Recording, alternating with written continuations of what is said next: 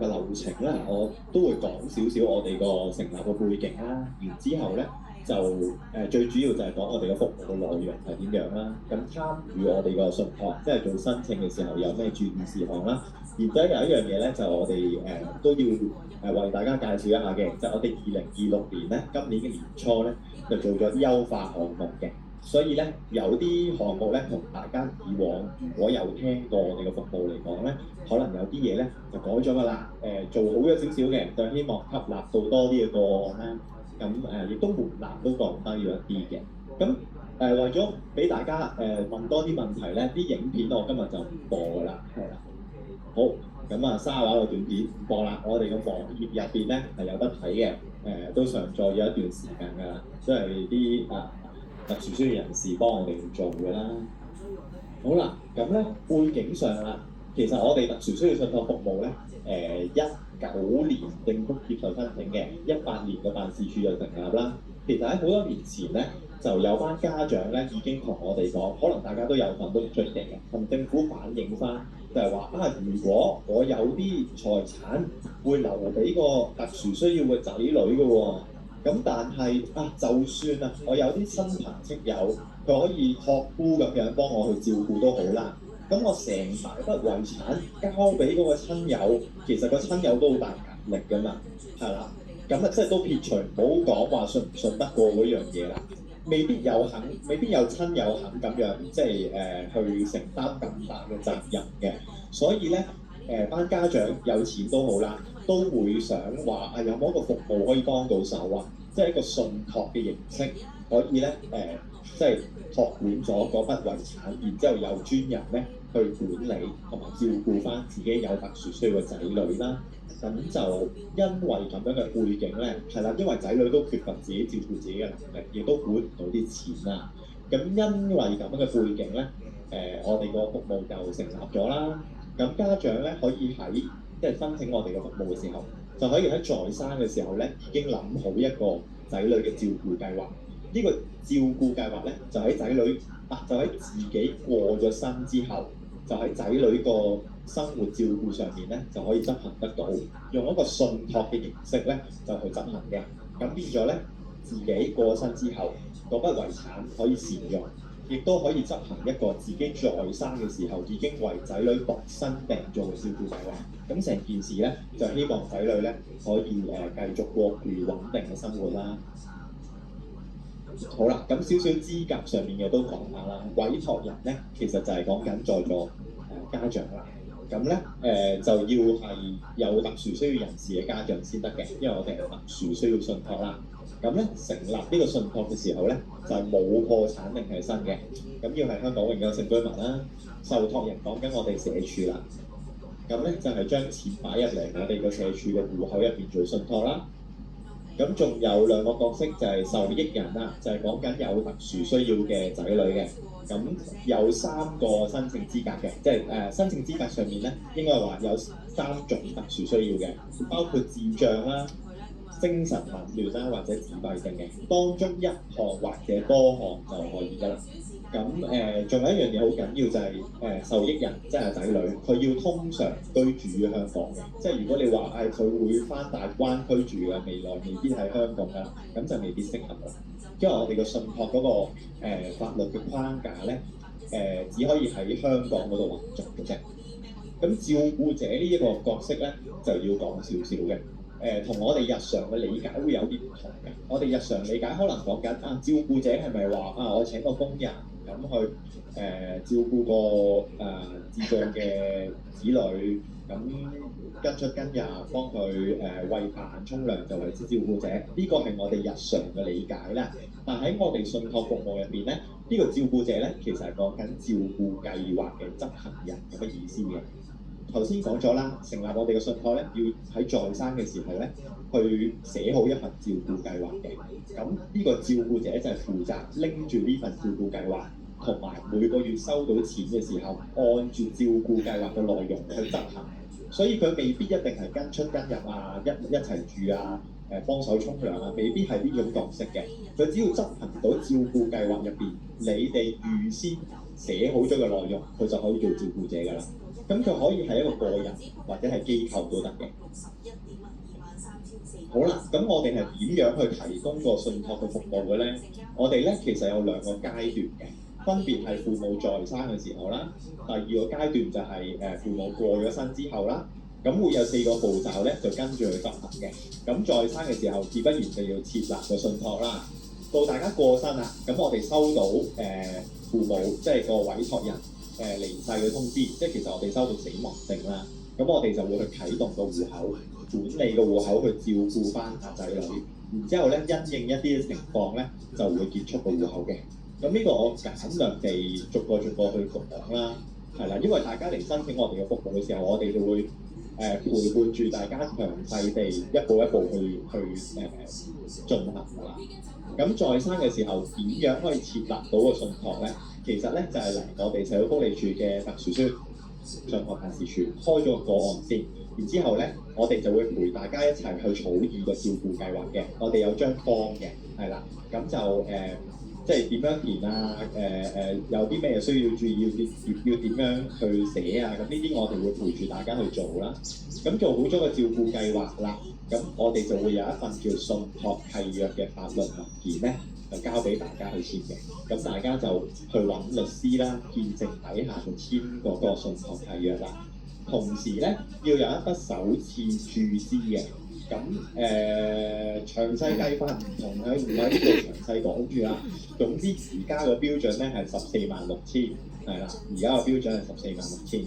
咁咧準備好呢一筆錢喺在生嘅時候，係啦，簽信託契約，擺呢一筆錢入嚟我哋個戶口入邊，跟住立埋個遺囑，係啦。其實個遺囑可以同步去諗㗎啦，即係大家做信託嘅時候，個遺囑可以同步去諗嘅。因為遺囑點解都好重要咧？就係遺囑入邊咧需要有一個指示，就係大家過身嘅時候會有另一筆錢再擺入嚟我哋個信託戶口度嘅。所以一共咧係有2個注資嘅時機嘅。第一個時機就係嚟設立信託嘅時候，146000嘅首次注資，可以高過146000嘅，視乎你個照顧計劃有幾豐富啦。咁但係最低係146000。咁第二個注資嘅時機咧，就係透過你嘅遺囑指明咧，你過身嘅時候會有另一筆應該理論上係大啲嘅財產咧，再擺入嚟嘅。因為嗰一筆咧先至係照顧仔女特別歸老用嘅嗰筆錢嚟嘅，係啦。咁做晒呢啲步驟咧，其實個信託就設立得到㗎啦。不過咧，個戶口一設立咧就唔可以取消嘅，除非即係大吉利是白頭人送黑頭人咁啦，就唔需要再照顧個仔女咧，就可以取消翻。又或者你舉家移民離開咗啦，咁我哋個信託冇辦法喺外地度執行咧，咁都可以取消個信託嘅。咁嗰筆146000最低146000嗰筆錢咧係會連緊公屋嘅。好，咁呢個係照顧計劃個簡略嘅版本啦。其實就包括衣食住行啊、醫療啊、康樂啊、社交啊等等嘅部分嘅。咁需要大家去填寫個照顧計劃嘅時候咧，我哋都會協助大家嘅，即係每一個部分點樣去諗啊，點樣去計翻每一個範疇每個月使幾錢啊？呢啲咧我哋會同大家一齊去傾嘅。係。咁詳細個版本我呢度就冇擺出嚟啦，呢個係簡略嘅版本嚟。好啦，關於照顧者啦，頭先講過啦，係照顧計劃嘅執行人嚟嘅。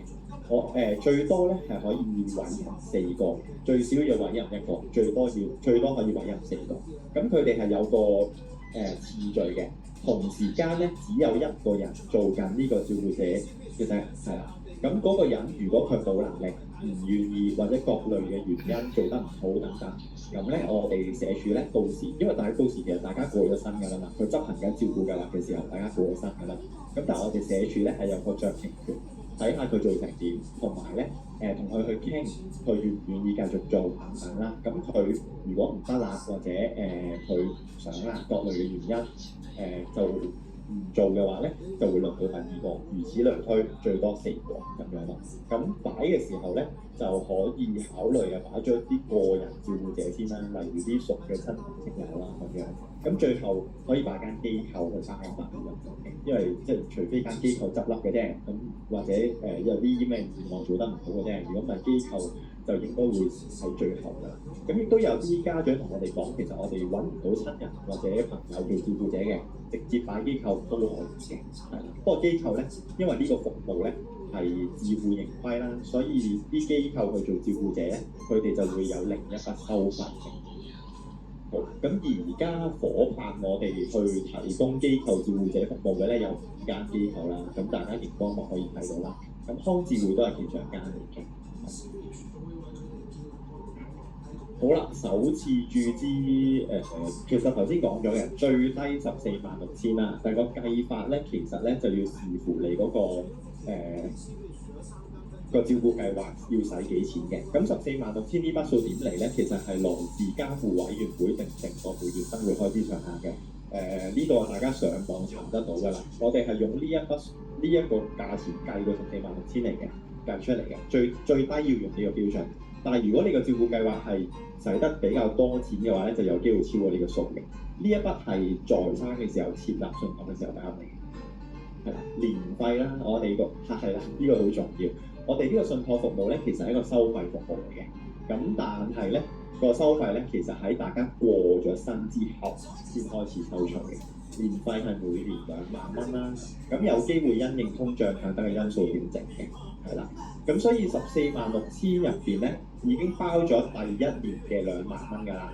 咁就係擺咗入嚟，到大家過咗身，我哋先至喺入邊扣20000蚊一年。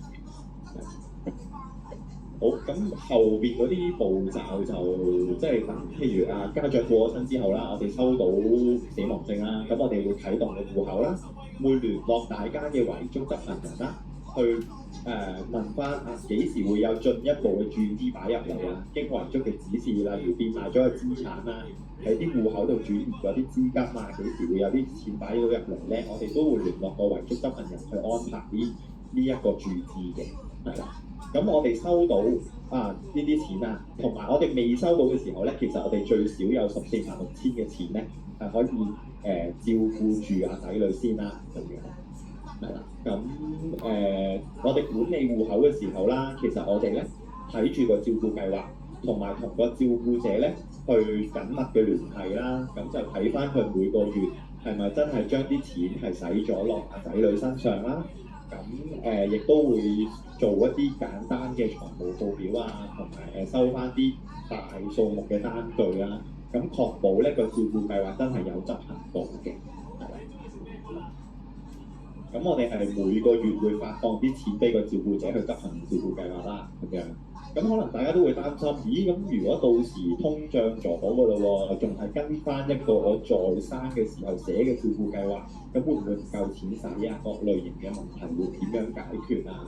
咁其實我哋社署都有個酌情權嘅，就係大家過咗身之後咧，雖然個照顧計劃已經唔改得啦，因為個委託人都過咗身啦，冇人可以再簽一個新嘅照顧計劃。但我哋有個酌情權咧，可以因應實際嘅情況咧，去使多使少咁樣睇翻實際嘅情況去做嘅。咁呢個我哋都會同個照顧者去商量。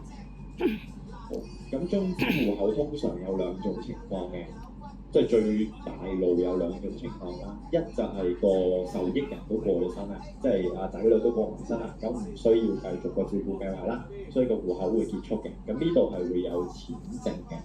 而第二個情況咧，就係仔女仲在生，但係啲錢已經使晒啦，咁個戶口亦都冇得繼續去運作啦。咁呢種情況咧，我哋就視之為呢個受益人已經成為一個即係冇資產嘅普通嘅特殊需要人士啦。咁我哋都會轉介佢去申請綜援啦，用翻一般綜援人士嘅標準去生活嘅。咁另外嗰啲就比較少出現。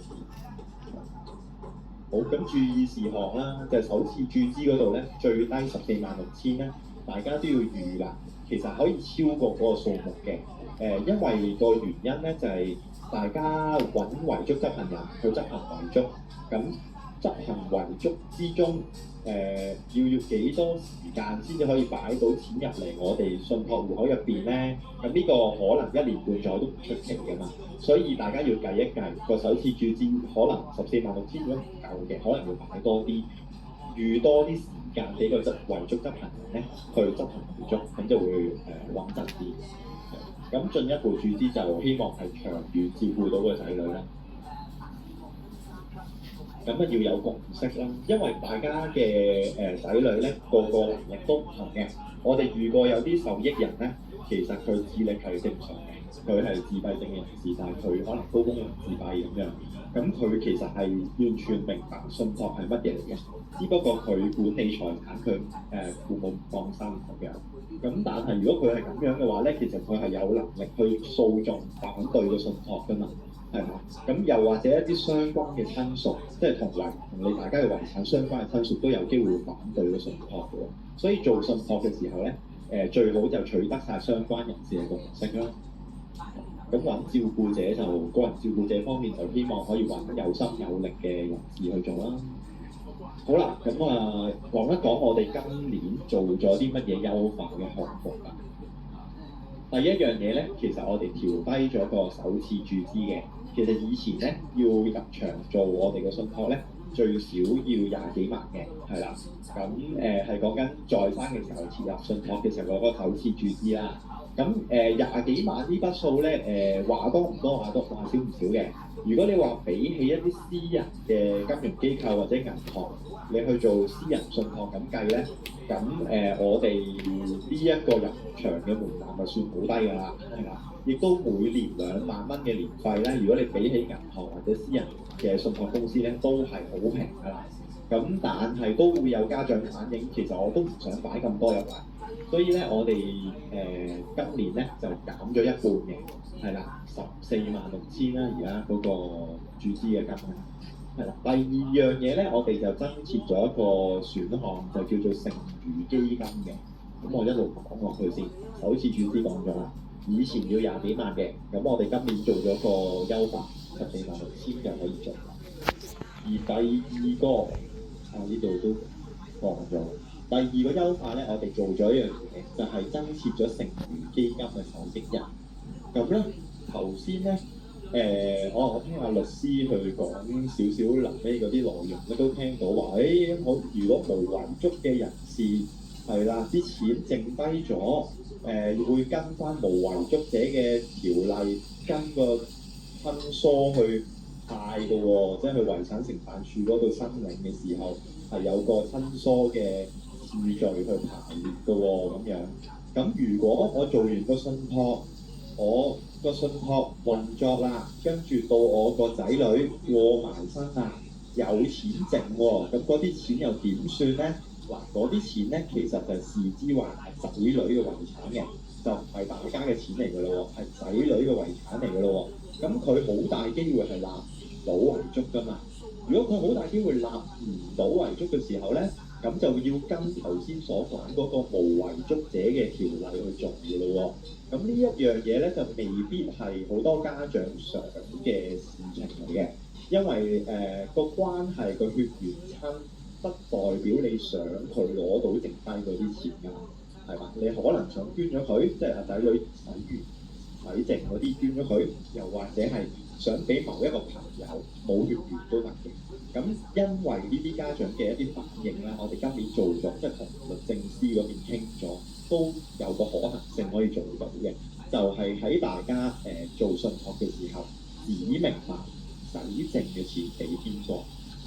咁個優化項目就係係啦，即係假如仔女係立唔到遺囑，假如仔女立唔到遺囑，咁個信託結束咗之後，剩低嘅錢你可以喺3個選項入邊揀一個。咁但係呢個選項就係揀一個指定人士一個嘅啫，再指定人士去繼承仔女洗剩嘅錢。